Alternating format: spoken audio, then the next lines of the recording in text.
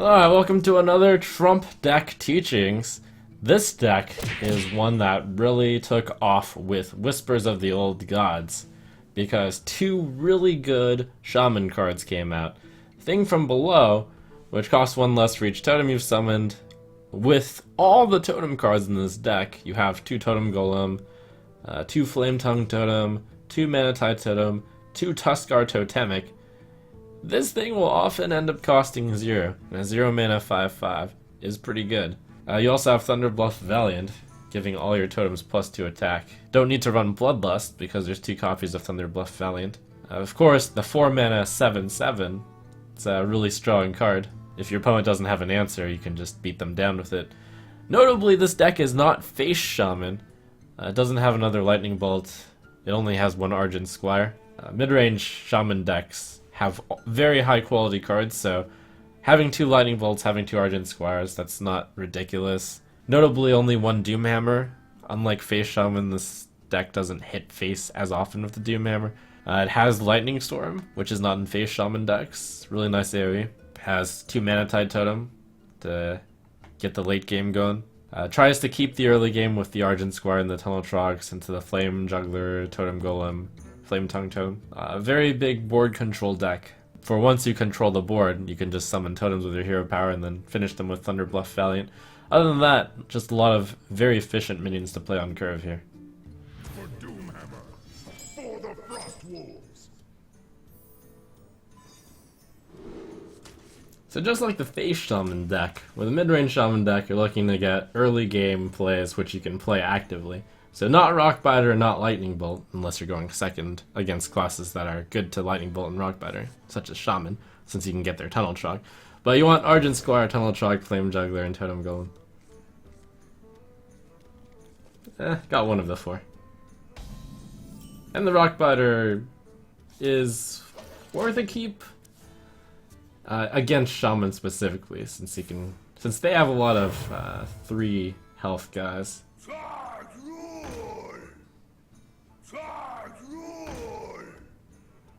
At the same time, though, I'm probably going to be playing Totem Golem into Totem Golem just because it's very important to stay on curve. And Totem Golem also does 3 damage. So this is going to be Tunnel Trog versus Totem Golem.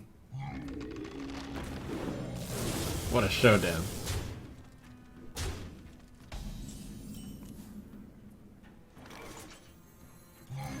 I suppose the good news is, in this matchup, Totem Golem is pretty decent against Tunnel Trog. By the way, that's how you play Shaman. Tunnel Trog, Totem Golem is a good play. But Totem Golem is also a good play.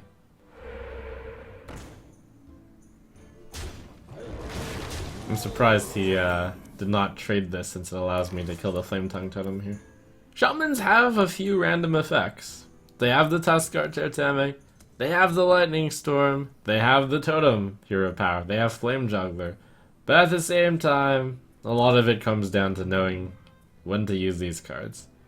And in this case, if I hit the 3 on here, I basically win the game. Plus I have a decent follow-up of Manatite. It's not even that good. It's more of you compare it to the alternatives, and the alternatives are all too slow. So you just Lightning Storm and, you know, sometimes you get really lucky, and that's pretty good. Don't worry, loves, the cavalry's here. In other words, hope that you are the ultimate Luckster if you are playing this class. This is not a great follow-up. You want to play the Manatite Totem when you're ahead on the board, but it is tough to be ahead on the board against the Face Shaman. Perhaps I have to play that. It's too slow to pass, and it's too fast to do that plus that. Get in there and fight, maggot.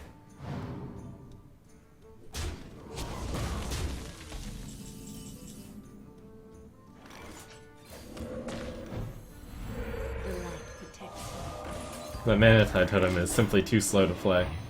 Have to play the card that actually does something, the Argent Squire. The opponent is playing a faster deck than this deck. It will not run Lightning Storm, it will not run Hex, so the key of this deck is to be able to use the Hex, in this matchup, use the Hex against their 7/7, use Lightning Storm against a bunch of stuff. Don't fall too far ahead, or don't fall too far behind, but it is tough to beat a start of Tunnel Trog, Totem Golem. Very nice. Maybe we can do it.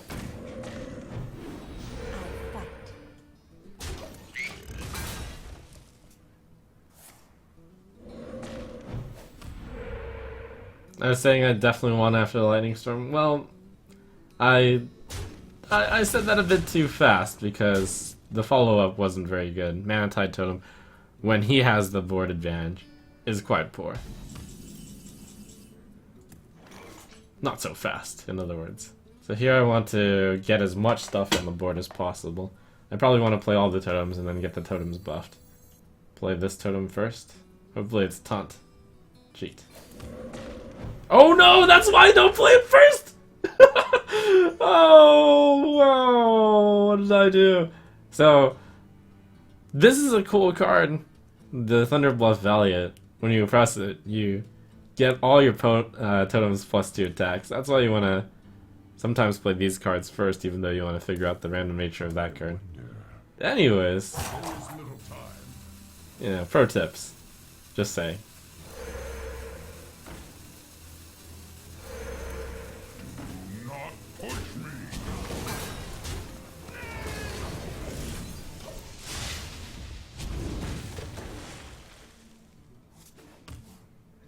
Very aggressively remove the board to be in your favor. Especially against such a face shaman. Fortunately, it probably is not going. Well, it could actually matter that I pressed the button incorrectly because I would have +4 attack right now. Which would mean I would have 5, 8, 11, 13, 15 damage. So if I press the button again, it would be 17, 19, 21. Rockbiter is 24.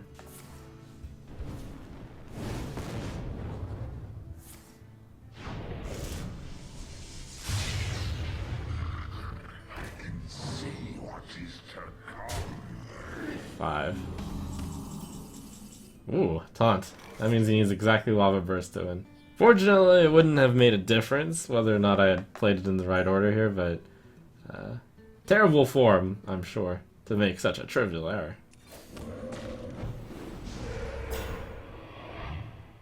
I fight.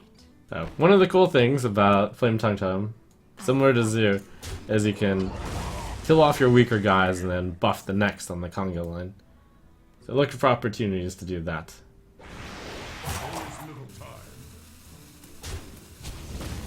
I'm going to try to deal that one random damage to that thing.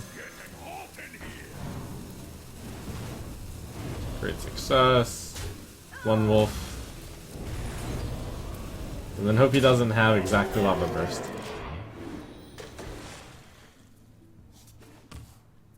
The light protects me. Well played. Well played. We did it. It was messy, but we did it.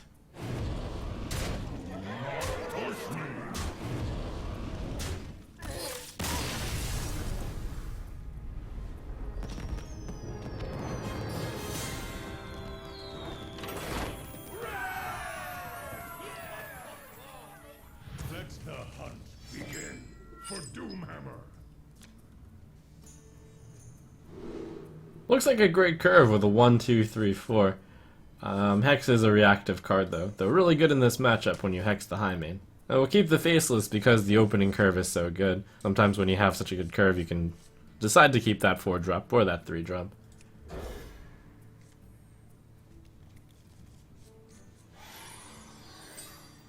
We'll show the opponent, enjoy, have a 3-mana 7/7. I would not keep the Manatide Totem behind the 1 and 2 though, that is a bit too hopeful. Perhaps specifically against hunters, they don't actually have an answer to this, so it makes it extremely good. I fight. Important to think about overloading.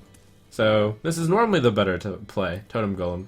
However, in this case it looks like Flame Juggler into Faceless against specifically Hunter is going to have more success, since they have very few tools to deal with one really big guy. In this current metagame. They have Hunter's Mark, but not seeing it that much at the moment. They have Deadly Shot, but the Deadly Shot wouldn't be that effective since I have other minions on the board. So I'm going to go ahead and play it here. I'm playing it first because I want this Ardent Squire not to take I fight. the random damage from this, so I've reduced the odds. So if he has Deadly Shot, it's at best a 50-50 for him. I have a good turn 2 play. I have a good 2 mana play. Herein lies the importance of knowing what your opponents are capable of. If there were anything different about the opening, if I didn't have an Ardent Squire, if I didn't have a Flame Juggler, then I would not keep Flame Reefed Faceless, of course, and I wouldn't have played it in exactly that way. I'd probably have played Feral Spirit instead. But know what your opponents are capable of, and then start beating them down to the 7-7. 50% of the time.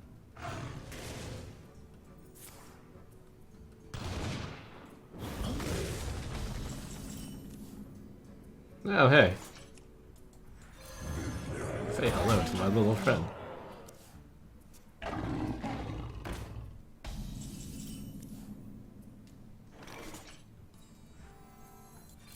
Well, that was the Shaman that you know and love and grumble about. Sometimes Shaman has this kind of power too. Well fought, I concede. But look at all the late game that's still possible with this deck. If I hadn't gotten that good a start, if I have any semblance of board control, I can still play the Mana Tide behind, and I can still have big effects at the end. If they manage to use their resources on my big cards.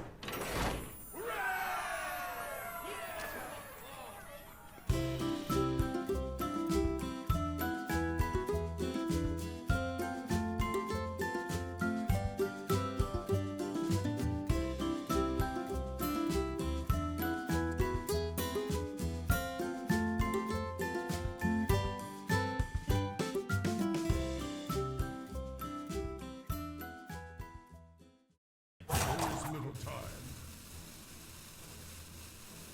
Better for him to take the 1-1.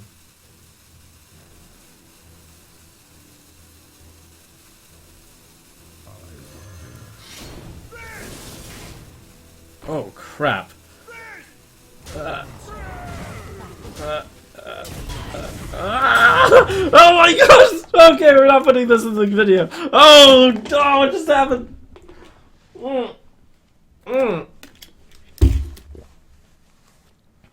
Oh my goodness! The fumble.